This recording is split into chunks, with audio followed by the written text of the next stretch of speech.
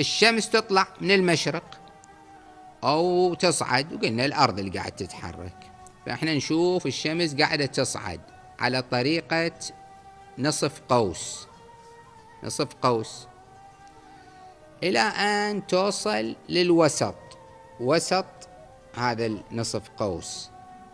هذا وقت الظهر، يسموه وقت الزوال.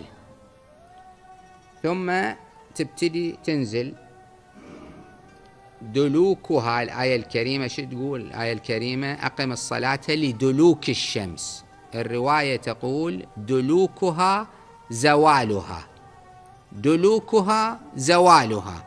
معنى الدلوك أنها هذا الزوال. هي قاعد نفترض أكو قرص قاعد يصعد هالشكل، وصل دق بهذه النقطة، النقطة اللي بالوسط.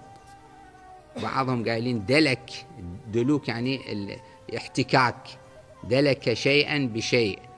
فكأنه الشمس ضربت هذه النقطة، النقطة اللي بالوسط، هي ضربتها بهالنقطة، وراها بثانية هي ايش كثر ماشية مسافة، ايش أذان الظهر هو الزوال. الحين هذه شوي فيها تفصيلات في الليلة المقبلة.